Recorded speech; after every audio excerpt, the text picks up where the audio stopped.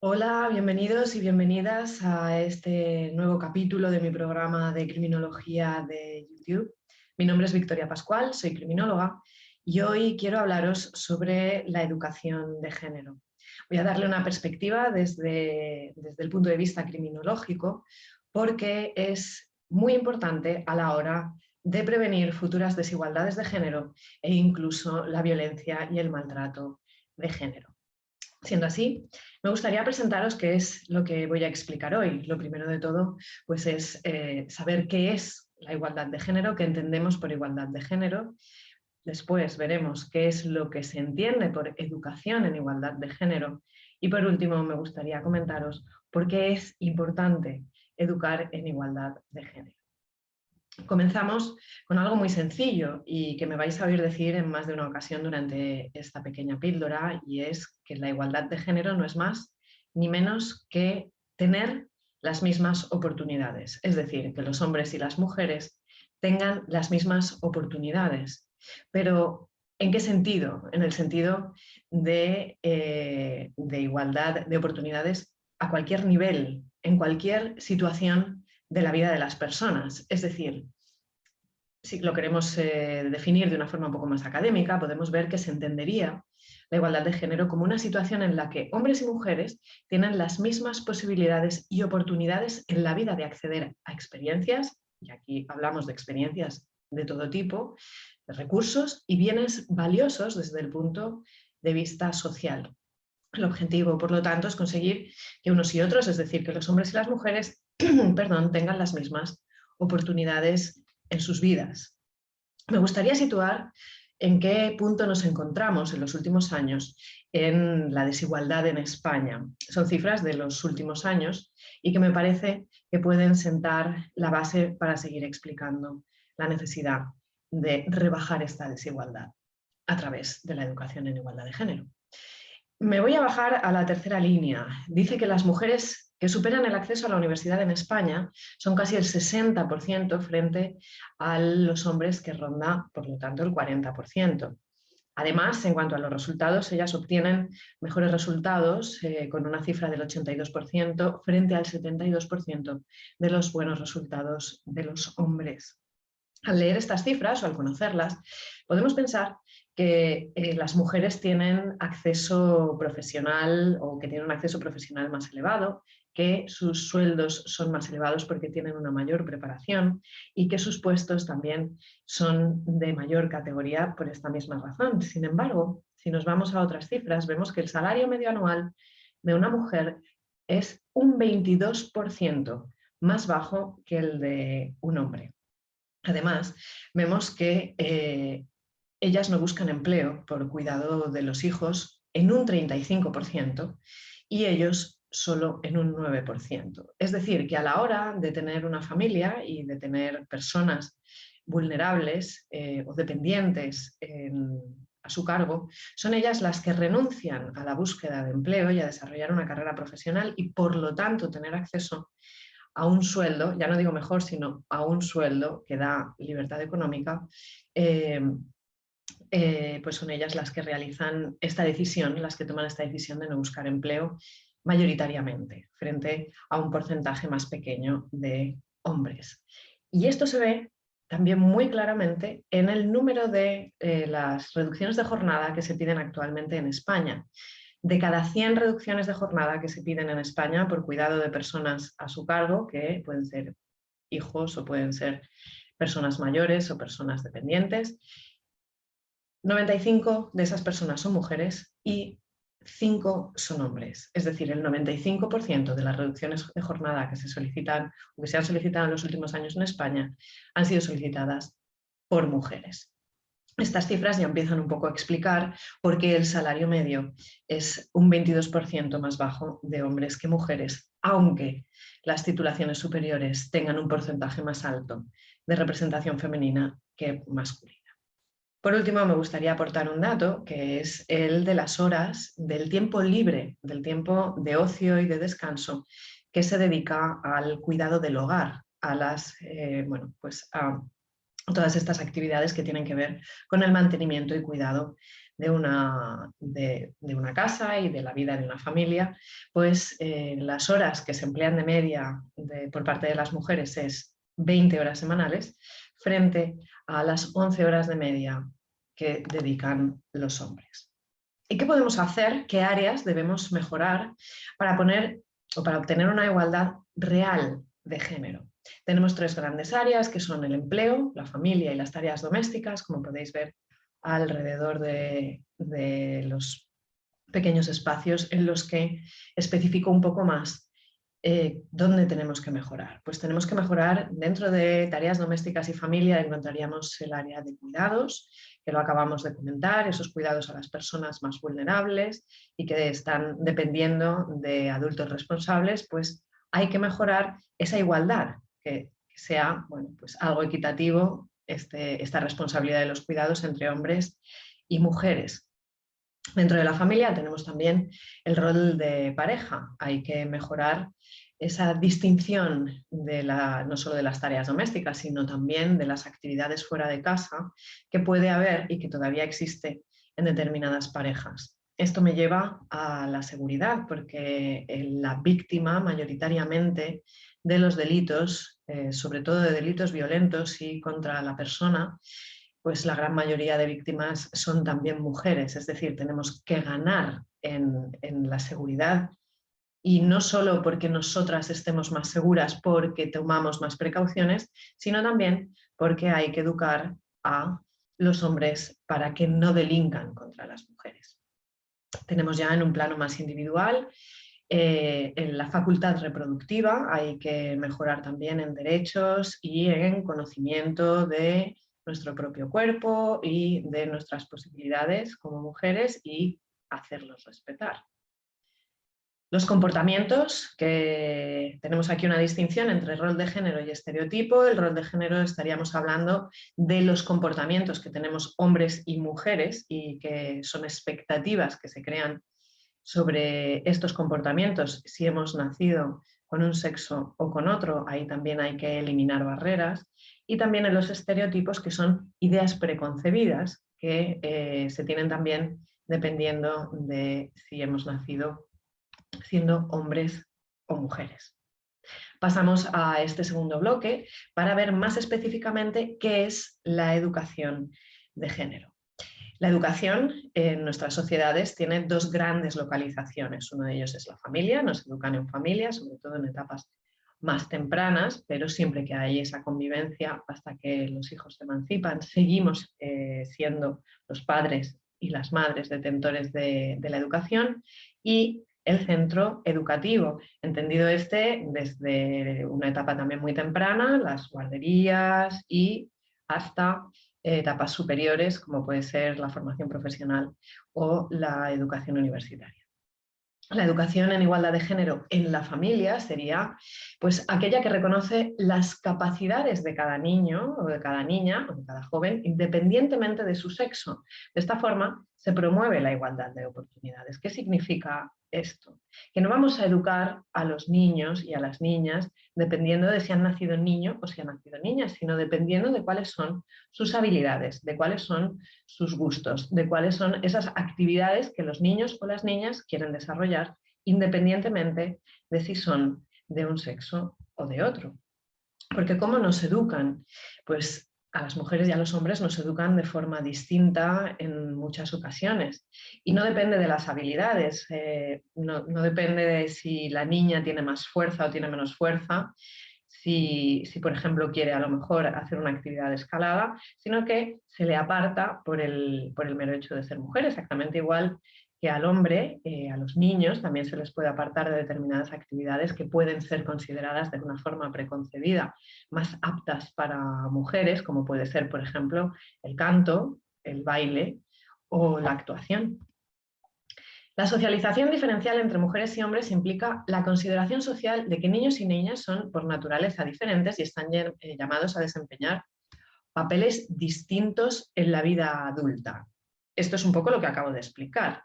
Cuando se socializa en una diferenciación de género, lo que estamos haciendo es predeterminar cuáles son sus posibilidades, no solo en la etapa infantil, sino que estamos siendo muy deterministas a la hora también del desarrollo vital, profesional, académico, familiar, de ocio, etcétera, etcétera, de esos niños en la etapa adulta.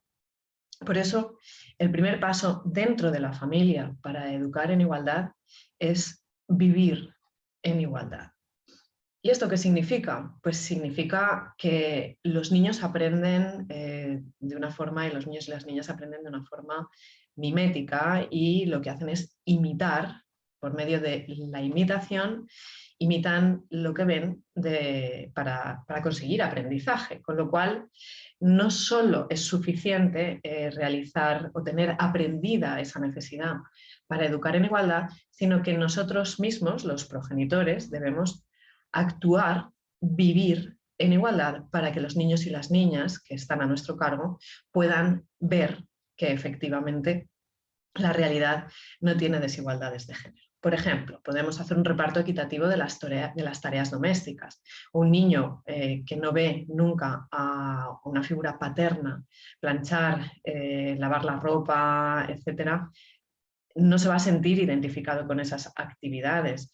Una niña que, por el contrario, no ve a su madre realizando determinadas tareas domésticas, tampoco a lo mejor se va a sentir identificada. Si se ve en esa familia que hay un reparto equitativo de las tareas, lo más probable, vamos, y así es, aprenderán que las tareas domésticas son propias de cualquier ser humano, independientemente de que haya nacido niño o niña. Entonces, esto, por ejemplo, es una buena iniciativa para educar a nuestros hijos y a nuestras hijas en igualdad. Podemos evitar también las diferencias de sexo en juguetes. Las muñecas no son exclusivamente para niñas, los coches, el balón de fútbol o las armas, que bueno, las armas es mejor que no sean para nadie y esto ya es una opinión personal, no son exclusivamente juguetes para niños. Tener juguetes de todo tipo al alcance de los niños y de las niñas es también un paso muy importante para que los niños y las niñas reconozcan que no hay diferencia ni desigualdad también en el desarrollo de sus vidas ya como personas adultas. Hay que elegir con cuidado las actividades de ocio y sin desigualdad, como hablaba hace un momento.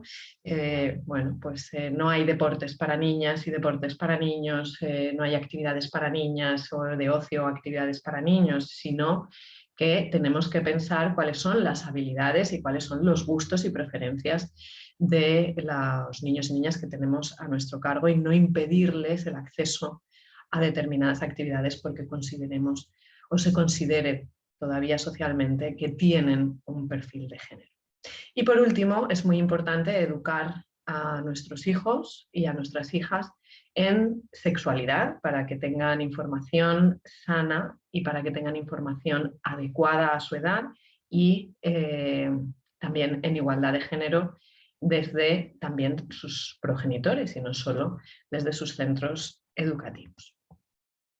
La educación en igualdad de género, en la otra gran localización en la que los niños viven y las niñas su aprendizaje, son los centros educativos. En este caso, la educación de género se definiría como la propuesta metodológica de formación y educación de mujeres y hombres en las mismas condiciones y ofreciendo las mismas oportunidades a los grupos de ambos sexos. ¿Y cómo ofrecemos esta educación en igualdad? Porque existen sociedades en las que el acceso, que lo podemos ver a un lado de la pantalla, el acceso a la educación es igualitaria. No existe disgregación, o mejor dicho, segregación entre hombres y mujeres para el acceso a la educación primaria, a la educación superior, a oposiciones del Estado y un largo etcétera. Sin embargo, no se educa en igualdad de género en competencias. Es decir, no solo tiene que haber un acceso igualitario para los niños y para las niñas, para los hombres y para las mujeres, sino que además el contenido que se estudia tiene que ser también igualitario. Se le tiene que dar valor a las acciones históricas de personajes, de grandes personajes históricos, por ejemplo, femeninos, a personas del sexo femenino también, que han tenido gran relevancia en el mundo de la tecnología, de la ingeniería, de la arquitectura, etc.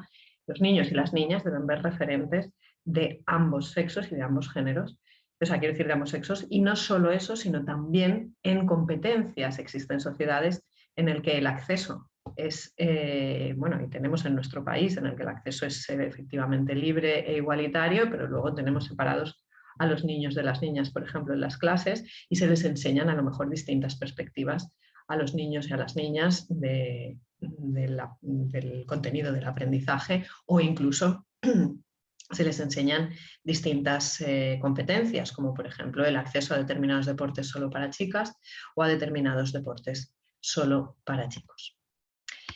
¿Y por qué queremos educar en igualdad? Bueno, la cifra que puse en su momento cuando realicé la presentación está ya ampliamente superada. Estamos muy cerca, porque esta cifra se refiere a la población mundial, y estamos ya muy cerca de alcanzar los 8.000 millones de personas, y la igualdad, que no es de género, lo que genera es casi 8.000 millones de personas con vidas limitadas. Sé que normalmente se reivindica que la vida que se limita con la educación diferencial de género es la de la mujer, pero bajo mi punto de vista se limita también la del hombre, porque cuando estamos encasillando a los distintos sexos en distintos roles y en distintas aptitudes y en distintas expectativas que se tienen de sus desarrollos de vida, estamos encasillando a la mujer, pero también estamos encasillando al hombre y le estamos quitando también oportunidades.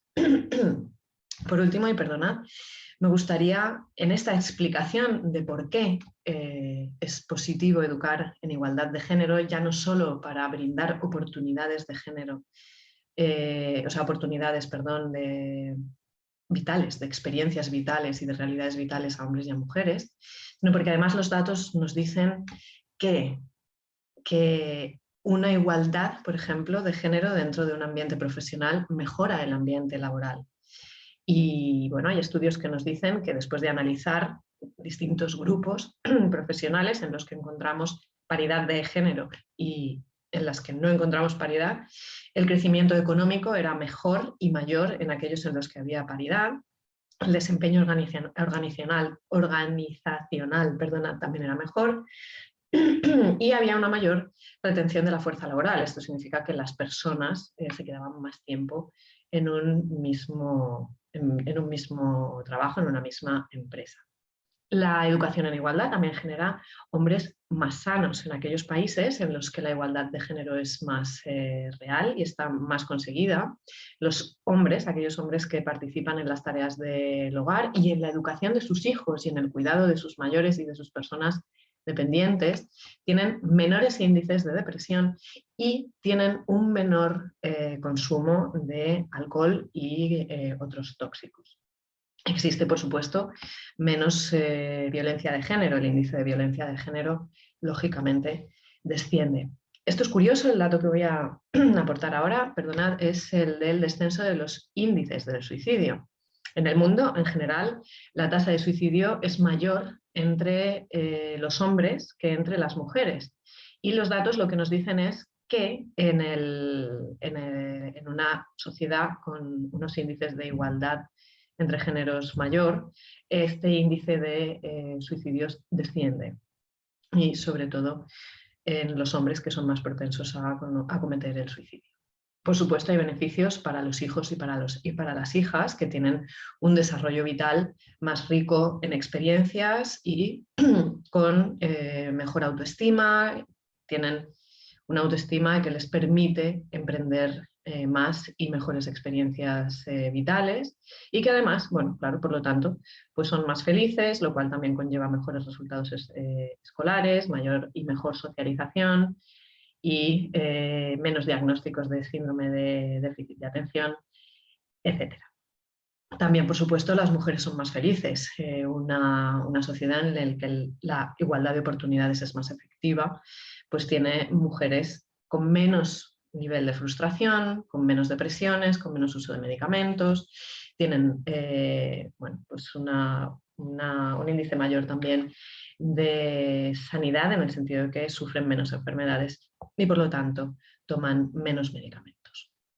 También es beneficioso para las relaciones humanas, ya que éstas se convierten en relaciones más sanas, con menos violencia y, por lo tanto, pues, más duraderas y con mayores índices de satisfacción.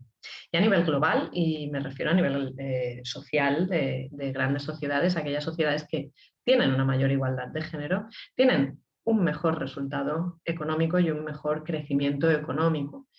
Tiene, según este estudio, el fin de las desigualdades entre hombres y mujeres que desarrollan el mismo trabajo añadiría un 26% más de riqueza al Producto Interior Bruto Mundial y contribuiría al crecimiento de la economía pública y también individual, la economía privada.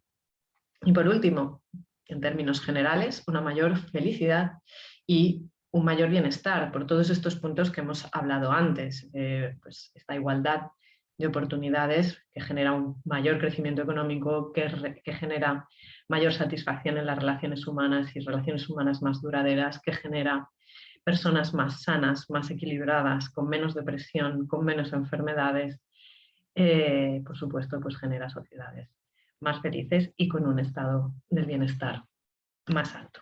Sin más, me despido con esta sugerencia, con esto último que acabamos de decir, que si queremos ser felices, una de nuestras opciones y una de las mejores es educar y para ello vivir en igualdad. Muchas gracias, como siempre, por estar al otro lado. Espero que os haya servido de ayuda. Recordad que podéis seguirme en redes, en Twitter como @apuntecriminal, en Instagram como Victoria Pascual Cortés, y que tengo también un canal de podcast en iVoox y un blog llamado Cuadernos de Criminología, ambos llamados Cuadernos de Criminología, que espero que también os gusten. Gracias y espero que tengáis muy buen día.